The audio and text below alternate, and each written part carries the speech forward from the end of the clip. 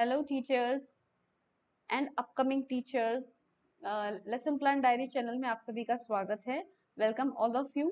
आज हम बीएड की पाठ योजना करेंगे इन हिंदी, जो कि है कक्षा 9 की पाठ योजना। पाठ का नाम है गुरुत्वाकर्षण। इससे पहले भी मैंने बहुत सारे हिंदी मीडियम और इंग्लिश मीडियम दोनों के खूब सारे लेसन प्लान्स बनाए हुए हैं, जिनकी प्लेलिस्ट की लिंक मैंने इसी वीडियो के डिस्क्रिप्शन बॉक्स में दी हुई है, तो आप जाके चेक कर सकते हैं। मैथ्स और साइंस का आपको बहुत सारा कंटेंट मिलेगा मेरे चैनल पे।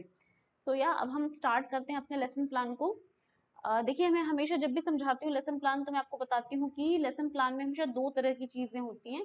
ये है स्टैटिक चीजें, जिनको हम चेंज नहीं करेंगे, एज इट इज लिखेंगे। ये है डायनामिक, जिनको हम अपने अनुसार बदल सकते हैं।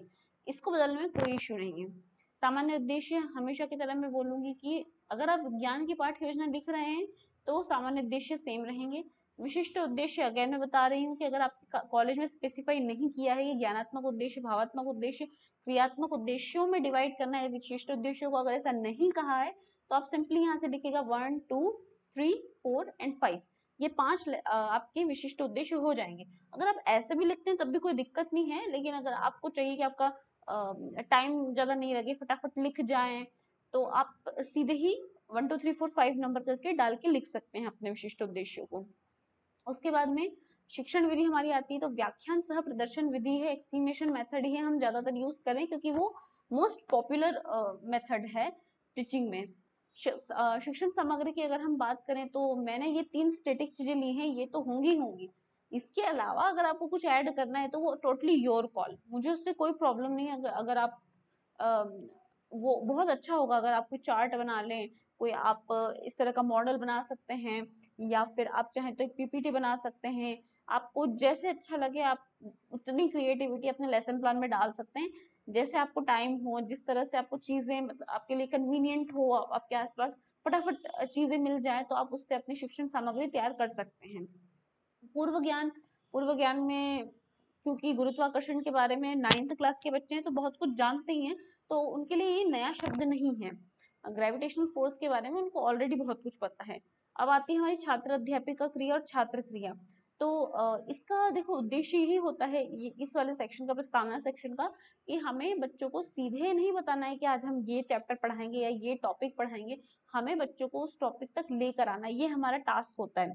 और इसी में पता है हमारी टीचिंग की ब्यूटी ही ये है कि हम उन्हें उस टॉपिक तक लेके आए, तभी तो हमारी जो क्लास है वो इंटरैक्टिव बनेगी। वरना क्या होगा कि मैं क्लास में गई, मैंने जो मुझे पढ़ाना था वो पढ़ाया, बच्चों से कुछ कुछ पूछा, और जैसे ही 40 मिनट खत्म हुए और मैं क्लास के बाहर निकले, वो फिर बच्चे एंजॉय नहीं करते। वो बच्चों से फिर हम कभी भी टीचर्स कनेक्ट नहीं हो पाएंगे। तो अगर हमें बच्चों से कनेक्ट होना है तो प्रस्तावना प्रश्न वाला जो हिस्सा है वो बेस्ट है, अगर आपको बच्चों से कनेक्ट होना है। उसके बाद में आते हैं हमारे उद्देश्य कथन। तो उद्देश्य कथन में हम उनको बता देंगे, क्योंकि अब वो समस्यात्मक प्रश्न से जूझ रहे होते हैं, तो उद्देश्य कथन में हमें उनकी कंफ्यूजन को क्लियर करना है। इसके बाद में आता है प्रस्तुतिकरण। ये बहुत अच्छा एक यहाँ से एक एनवायरनमेंट क्रिएट हो जाएगा कि आपने किस तरह से बच्चों में प्रस्तावना प्रश्न के थ्रू एक क्यूरियोसिटी जगाई थी। अब उस क्यूरियोसिटी को आपको दोहन करना है। अब ऐसा नहीं हो कि बच्चे बोर हो जाएं गुरुत्वाकर्षण का पाठ शुरू होते। अब हमें अपने नॉलेज को, अपनी क्रिएटिविटी को, अपने ह्यूमर, अपने हास्य को, हर एक टैलेंट को मर्ज करके इस प्रस्तुतिकरण को एक्सप्लेन करना है। इसके अलावा आप इसको एज इट इज लिख दीजिएगा, इसमें आपको कोई चेंजेस नहीं करना है। इसके बाद में आता है श्याम पट्ट कार्य। श्याम पट्ट कार्य में आप चाहें तो देखिए, जब आप ये प्रस्तुतिकरण लिख रहे होते हैं तो साथ में 4th कॉलम श्याम पट्ट कार्य का कर दीजिए, कोई इशू नहीं है। लेकिन अगर आप चाहते हैं तो आप उसको अलग से स्पेसिफाई कर सकते हैं। दोनों में बात सेम ही है। देखिए, अल्टीमेटली मैटर यही करेगा कि आपने बच्चों को जो समझाया है वो उनको समझ में आया है या नहीं। श्याम पट्ट कार्य आप पहले लिखते हैं बाद में लिखते हैं, ये सब मैटर नहीं करता। मेरे हिसाब से जो मोस्ट इम्पोर्टेंट थिंग है, ये जो हम सब इतनी प्रोसेस कर रहे हैं, उसका ये एक उद्देश्य है कि बच्चों को चीजें आसानी से समझ में आए। अगर वो आसानी से समझ में आ रही है तो आप श्याम पट्ट कार्य प्रस्तुतिकरण के साथ बनाएं या प्रस्तुतिकरण के बाद बनाएं, उससे कोई फर्क नहीं पड़ेगा। उसके बाद में आते हैं हमारे पुनरावृत्तिक प्रश्न, जिससे हमें पता चलेगा कि बच्चों को क्या क्या चीजें समझ में आई। कक्षा कार्य आप बहुत थोड़ा दीजिएगा, क्योंकि लास्ट के 2, 3, 5 मिनट कुछ बच्चे होते हैं, तो उतने में आप ऐसा कक्षा कार्य मत दीजिएगा जो कंप्लीट ही ना हो सके, जो बच्चों को अनअचीवेबल लगे और इम्प्रैक्टिकल भी लगे उस सिनेरियो के अकॉर्डिंग। उसके बाद में आता है हमारा गृह कार्य। तो गृह कार्य में आप सिंपली जो भी आपको लगता है कि बच्चों को क्रिएटिव देना है, जो उनको थोड़ा ब्रेन स्टॉर्मिंग लगे, जिसमें उनको थोड़ा दिमाग लगाना पड़े, कहीं से कुछ रिसर्च करनी पड़े, ऐसा कोई गृह कार्य दीजिएगा। मैं यूजुअली ऐसे ही देती हूँ अपने, मैंने जब तक टीचिंग की है तो गृह कार्य थोड़ा सा कॉम्प्लिकेट दिया, इतना कॉम्प्लिकेट भी नहीं कि बहुत टाइम कंज्यूमिंग हो, बस मैं चाहती हूँ कि बच्चे अपने आप से सोचना सीखे चीजों को लेकर के, तो मैं ऐसा उन्हें गृह कार्य देती हूँ।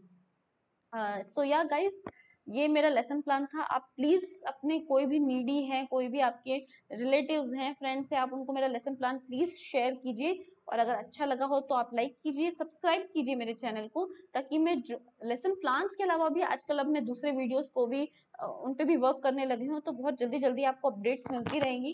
अगर आपको अच्छा लगा हो तो आगे बढ़ाइएगा।